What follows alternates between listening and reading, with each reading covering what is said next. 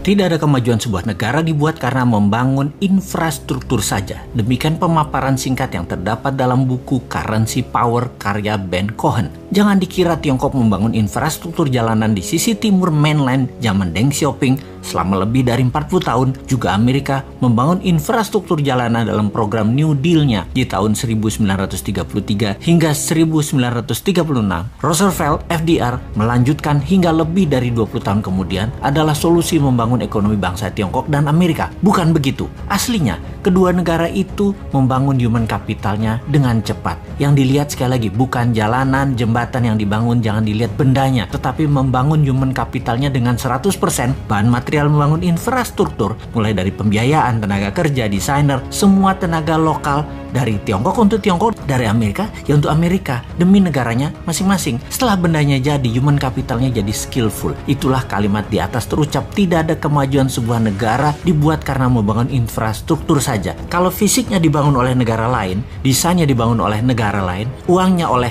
negara lain, teknologinya dari negara lain, materialnya dari negara lain, itu membangun apa? Disinilah kita harus memfokuskan di dalam bangun negara ini secara sesungguhnya. Pembelajaran rakyat Tiongkok tidak berhenti di situ, terus berlanjut di mana misalnya di tahun 1980-an ada jutaan orang Tiongkok belajar ke seluruh dunia dan terus dilanjutkan hingga saat ini. Kalau tahun 1933 dan 1936 New Deal-nya Roosevelt terlihat membangun infrastruktur, maka tidak akan sempurna jika dia tidak melakukannya dengan yang namanya Operation Paperclips. Operation Paperclips adalah operasi intelijen dengan codename Paperclips. Ini membawa ilmuwan Jerman lebih dari 1.600 orang untuk pindah ke Amerika sejak tahun 1945 sebelum kejatuhan Nazi hingga 1959.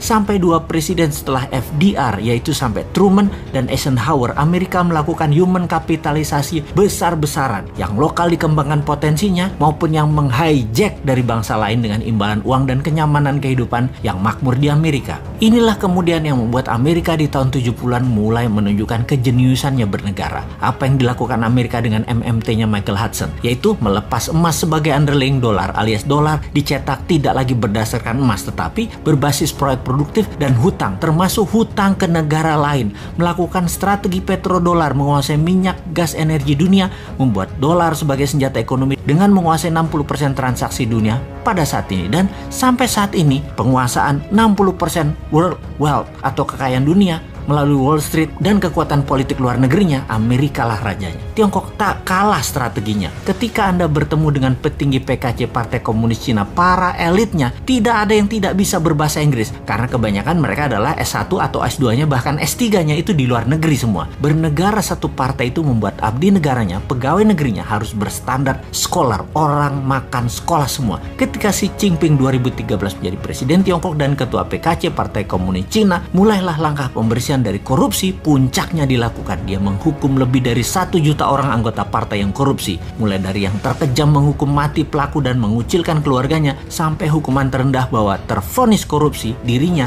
dan keluarganya yang ada di kartu nama keluarga tidak boleh menggunakan fasilitas negara. Kemudian masuklah manusia-manusia terbaik Tiongkok menjabat, lalu dia mencanangkan BRI, Belt Road Initiative. Mulailah Tiongkok melakukan ekspansi keluar setelah 40 tahun membangun ke dalam. Kolonialisasi 5.0 berbasis bantuan ekonomi dengan produk Tiongkok, uang Tiongkok, SDM Tiongkok dimulai. Negara yang lemah pemahaman nasionalisme, kuat pragmatis dan beraliran populis, pasti kemakan strategi Tiongkok yang punya strategi yang memang berlawanan dengan kampret Amerika yang pakai jalan preman. Makanya hard power Amerika menjadi terlihat buruk dan soft power Tiongkok tidak terbaca sampai sumber daya alam suatu negara habis. Harusnya kedua negara tersebut, yaitu hard powernya Amerika dan soft powernya Tiongkok, hanya bisa dilawan dengan smart powernya New Mind. Gak seimbang nih perang atau warfare lawan Tiongkok dan Amerika kalau bernegaranya ala old mind yang beraliran populerisme dan tidak terlalu nasionalis, lebih miring ke oligar, ke globalis dan kekuatan besar dunia lainnya. Kalau New Mind ngelawan pasti karena beda bernegaranya. Amerika dan Tiongkok akan respect, bahkan takut.